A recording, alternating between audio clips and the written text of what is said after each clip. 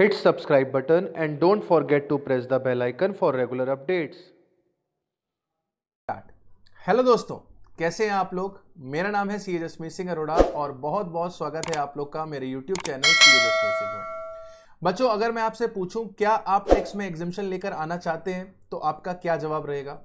Sir, बहुत ही obvious सा हमारा आंसर होगा, ये तो कोई पूछने वाली बात नहीं है। हर एक बच्चे का सपना होता है कि वो एग्जाम में एग्जामिशन स्कोर करे, और अगर ये एग्जामिशन टेक्स्ट में आ जाए तो सर बात ही क्या है, क्योंकि सर सिलेबस इसका इतना ज्यादा है। हम अगर 50 भी स्कोर कर लें तो हमें लगेगा हम गंगा नहाए। नहीं बच्चे, आप गलत कह रहे हो। टेक्स्ट का सिलेबस भले ज्यादा है लेकिन इसमें एग्जामिशन स्कोर करना बहुत ही आसान है। सर ऐसा क्या? हाँ बच्चे, बिल्कुल ऐसा। क्या आपको ये स्ट्रेटेजी जाननी है? हाँ सर, बिल्कुल जाननी है। क्या ये स्ट्रेटेजी हमें भी एग्जामिशन लेकर आनी है? तो एक प्रॉमिस आप मेरे से करिए कि आप ये वीडियो पूरा देखेंगे, बीच में कहीं पर भी छोड़कर नहीं जाएंगे, क्योंकि अगर आपने बीच में एक भी पॉइंट मिस किया तो आपकी एग्जामिशन मिस हो सकती है। तो बिल्कुल चिपक के बैठ जाओ जहां कहीं पर भी बैठे हो और इस वीडियो को बिल्कुल लास्ट तक देखना। अगर आप हमारे चैनल पर पहली बार आए हैं और आपने इस चैनल को सब्सक्राइब नहीं किया है तो जरूर सब्सक्राइब कर लीजिएगा, क्योंकि हम इस चैनल पे बहुत ही अच्छा content CA inter, CS executive और सीएमए इंटर स्टूडेंट के लिए लेकर आते रहते हैं। तो ये चैनल आपको बहुत ही अच्छा कंटेंट आपके एग्जाम के लिए प्रोवाइड कर सकता है। तो don't forget to subscribe and also don't forget to hit the bell icon. आइए बच्चों, समझते हैं क्या स्ट्रेटेजी हम ऑप्ट कर सकते हैं टैक्सेशन में एग्जामिशन लेकर आने के लिए। देखिए बच्चों, किसी भी सब्जेक्ट में अगर आप अच्छा मार्क्स स्कोर करना चाहते हो तो आपको उस सब्जेक्ट को सही तरीके से अप्रोच करना पड़ेगा।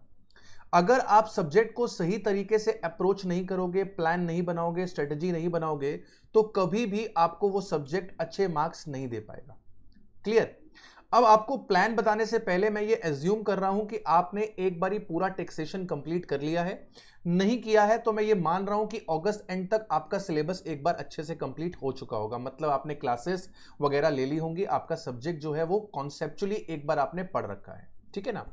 तो हमारा स्ट्रेटेजी है कि हमें 3 रिवीजन्स लगाने हैं, कम से कम 3 रिवीजन्स लगाने हैं। आप 4, 5, 6 जितने लगा पाओ, लेकिन कम से कम 3 रिवीजन्स हमें करने हैं। पहला रिवीजन जब हम इनकम टैक्स का करेंगे तो उसमें हम इनकम टैक्स के सभी प्रोविजंस को अच्छे से पढ़ेंगे और क्वेश्चंस को सॉल्व करेंगे।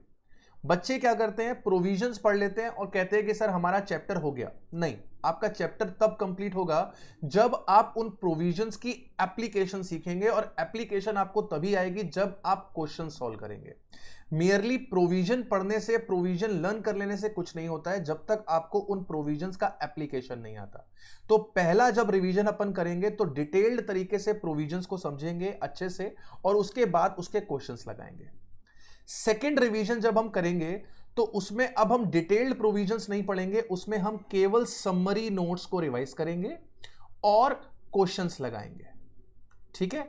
तो अगर आपने चैप्टर को कंप्लीट करने में से मैं बात कर लेता हूं, सबसे बड़ा टॉपिक जो है वो पीजीबीपी है। आपने पीजीबीपी को खत्म करने में 3 दिन लगाए हैं डिटेल्ड प्रोविजन और क्वेश्चंस लगाने में, लेकिन जब आप समरी से पढ़ेंगे तो आपका पीजीबीपी 1-1.5 घंटे में पूरा रिवाइज हो जाना चाहिए और फिर उसके बाद आप पीजीबीपी के क्वेश्चंस लगाएंगे।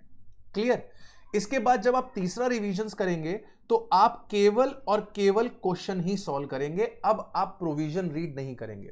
ठीक है ना? प्रोविजन हमें वहां पर रीड करना है जहां पर हम अटक जाएं, जहां पर हम सही आंसर ना निकाल पाए, वहां पर हम जाके प्रोविजन रीड करेंगे। जैसे मेरा डेप्रीसिएशन सही नहीं निकला, मैंने डेप्रीसिएशन के ट्रीटमेंट में गलती कर दी, तो मैं जाके देखूंगा कि मैंने क्यों ट्रीटमेंट गलत किया, मैं वहां पर प्रोविजन रीड करूंगा। बात समझ में आया?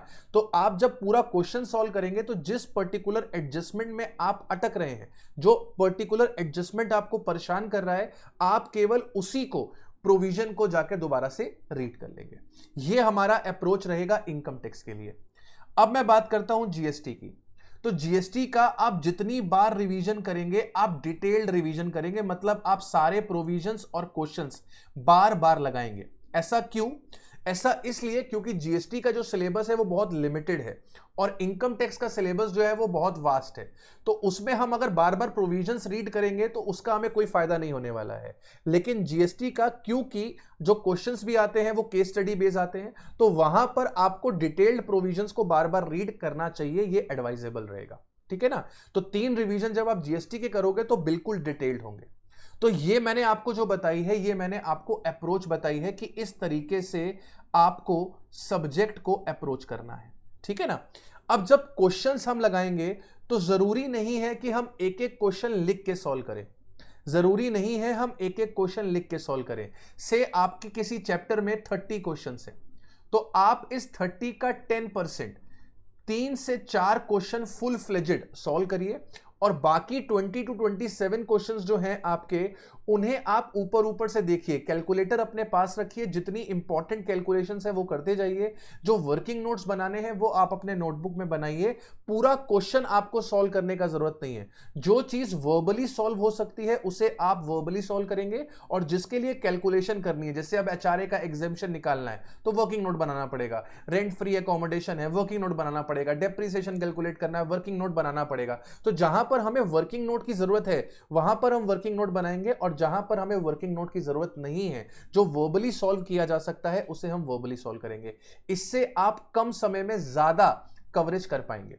और क्वेश्चंस आपको कहां से करने हैं, जिस भी टीचर से आपने क्लासेस ली हैं उसकी जो भी बुक है उसमें क्वेश्चंस होंगे, आप वो क्वेश्चंस लगाइए, मॉड्यूल के क्वेश्चंस लगाइए, रिवीजन टेस्ट पेपर के क्वेश्चन लगाइए, और पिछले 4 से 5 अटेम्प्ट के एग्जाम पेपर्स को जरूर सॉल्व करिए, ताकि आपको ये आइडिया हो कि एग्जाम में जो क्वेश्चंस आते हैं वो कैसे आते हैं, ठीक है। लास्ट में आपको मॉक टेस्ट पेपर्स तो देना ही है, उसको तो हमें छोड़ना ही नहीं है।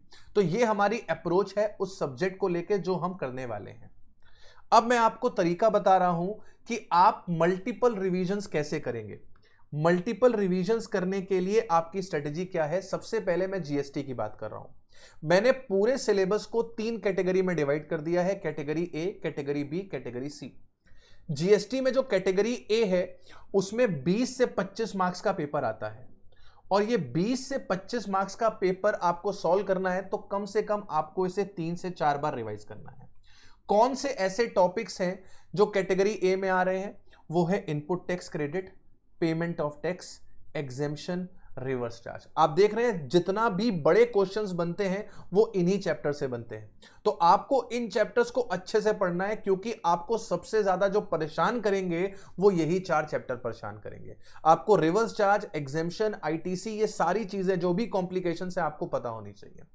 इसके बाद कैटेगरी बी में जो सिलेबस है वो 15 से 20 नंबर का कवरेज ले सकता है, और इसे आप 2 से 3 बार कम से कम रिवाइज करेंगे। इसके अंदर आपके supply under GST, registration, time of supply, value of supply, ये चैप्टर्स हैं, ठीक है। सबको डिटेल्ड करना है, जीएसटी में हर चीज को डिटेल करना है। मैंने इंपॉर्टेंट चैप्टर्स की लिस्टिंग आपको दे दी है, अब आपको अपने रिवीजन्स खुद प्लान करने हैं, ठीक है। इसके बाद कैटेगरी सी में जो चैप्टर्स हैं उसमें आ जाएगा आपका टैक्स इनवॉइस, और अदर कोई टॉपिक रह जाता है तो। बात समझ में आया आपको अच्छा, कंपोजिशन स्कीम वाला चैप्टर रह गया, कंपोजिशन स्कीम भी आप यहां पर डाल दीजिए, कंपोजिशन स्कीम, ठीक है। ये भी आपका इंपॉर्टेंट चैप्टर है, क्लियर है। अब ध्यान से समझिएगा, जब आप पहला रिवीजन करेंगे तो आप केवल कैटेगरी ए वाले टॉपिक्स को ही रिवाइज करेंगे। जब आप दूसरा रिवीजन करेंगे तो आप कैटेगरी ए और कैटेगरी बी को रिवाइज करेंगे। जब आप तीसरा रिवीजन करेंगे आप category A, category B, category C को रिवाइज करेंगे, और जब आप चौथा रिवीजन करेंगे तो आप category A, category B, category C को रिवाइज करेंगे। This is the right approach. ये पिरामिड होता है आपका। पहले रिवीजन में सिर्फ कैटेगरी ए पढ़नी है, दूसरे में ए बी, तीसरे में ए बी सी, और चौथे में ए बी सी, ठीक है। इसी तरीके से हमने टैक्स को भी 3 कैटेगरी में डिवाइड कर दिया है। आपका कैटेगरी ए में हमने कुछ चैप्टर्स डाले हैं, कैटेगरी बी में कुछ चैप्टर्स डाले हैं, और कैटेगरी सी में कुछ चैप्टर्स डाले हैं। जो कैटेगरी ए में है उसे आपको 3 टाइम्स पढ़ना है, जो कैटेगरी बी में है उसे आपको 2 टाइम्स पढ़ना है, और जो कैटेगरी सी में है उसे आपको 1 टाइम पढ़ना है। कैटेगरी ए में सबसे इंपॉर्टेंट है amendments made by the finance act 2019। देखिए, मई 2020 का पेपर कैंसिल हो गया है, नवंबर 2020 पहला पेपर है इस साल का, और आपकी मैं गारंटी से बोल सकता हूं कि सर 10 से 15 नंबर की आपकी अमेंडमेंट्स आने वाली है। 10 से 15 नंबर की आपकी अमेंडमेंट्स आने वाली हैं। तो अगर आप केवल और केवल अमेंडमेंट पढ़ के चले जाते हो तो आप 15 नंबर तक इजीली इनकम टैक्स में स्कोर कर सकते हो। आउट ऑफ 60 मतलब 25% नंबर आपके केवल और केवल अमेंडमेंट से आ जाएंगे। इसके बाद रेसिडेंशियल स्टेटस आपके लिए मोस्ट इंपॉर्टेंट है। 5 heads of income most important है। अब अगर मैं 5 हेड्स ऑफ इनकम में भी लिस्टिंग कर दूं तो 5 हेड्स ऑफ इनकम में सबसे पहले आप पीजीबीपी पढ़ेंगे, फिर आप कैपिटल गेन पढ़ेंगे, फिर आप सैलरी पढ़ेंगे, फिर आप हाउस प्रॉपर्टी पढ़ेंगे और फिर आप अदर सोर्सेस पढ़ेंगे। This is the priority of 5 heads of income. PGBP, capital gain, salary, ये तो मोस्ट इंपॉर्टेंट है। हालांकि पांचों की हेड ही आपके लिए इंपॉर्टेंट है, लेकिन पीजीबीपी, कैपिटल गेन और सैलरी आपके लिए मोस्ट इंपॉर्टेंट है। ये तीनों हेड्स आपको अच्छे तरीके से एक एक चीज आपको पता होनी चाहिए और बाकी दोनों हेड आपके कंपैरेटिवली आसान है। इसके बाद कैटेगरी बी में आपको टैक्स कंप्यूटेशन और टोटल इनकम वाले क्वेश्चंस करने हैं। टोटल इनकम वाले क्वेश्चंस करने हैं और टैक्स कंप्यूटेशन करना सीखना है। और टैक्स कंप्यूटेशन की जब बात आती है तो जो स्पेशल इनकम है, LTCG 112, 112A, 111A, casual income, lottery वगैरह, 115 बीबीडीए जो डिविडेंड है, इन पे आपको फोकस करना है कि जब ये आपके इनकम में होंगे तो क्या होगा। सरचार्ज, मार्जिनल रिलीफ, इनके क्वेश्चंस की मल्टीपल प्रैक्टिस करनी है, क्योंकि आपका जब एमसीक्यू बेस्ड क्वेश्चन आएगा तो वहां पर ये आपको 2 से 3 नंबर तक फायदा पहुंचा सकता है। ठीक है। सेट ऑफ आपका कैटेगरी बी में आता है। सेट ऑफ, टीडीएस और एडवांस टैक्स आपके कैटेगरी बी में आते हैं और बाकी जो चैप्टर्स बच गए हैं वो कैटेगरी सी में आते हैं। तो जब आप इनकम टैक्स का पहला रिवीजन करेंगे उसमें सिर्फ आप कैटेगरी ए वाले क्वेश्चंस करेंगे या कैटेगरी ए वाले चैप्टर्स करेंगे। जब आप दूसरा रिवीजन करेंगे तो आप कैटेगरी ए और कैटेगरी बी इन दोनों को लगाएंगे और जब आप तीसरा करेंगे तो आप कैटेगरी ए, कैटेगरी बी और कैटेगरी सी लगाएंगे। तो अभी से अगर मैं देखूं तो आपके पास अप्रोक्सीमेटली आपके पास 80 to 85 डेज हैं आपके एग्जाम्स अभी आने में। 80 to 85 डेज हैं और बच्चे बड़े आराम से आप 3 रिवीजन्स लगा सकते हो। बड़े आराम से आप 3 रिवीजन्स लगा सकते हो अगर आप रोज 3 घंटा पढ़ाई कर लो तो। अगर आप रोज 2 से 3 घंटा, चलो 3 घंटा, 2 से 3 घंटा अगर आप रोज टैक्स पढ़ते हो तो मैं गारंटी से बोल सकता हूं जो तरीका मैंने आपको बताया है वो तरीके से आप इजीली 60+ मार्क्स स्कोर कर सकते हो। आपको अपने सब्जेक्ट को 3 कैटेगरी में डिवाइड करना पड़ेगा, सही तरीके से सब्जेक्ट को अप्रोच करना पड़ेगा।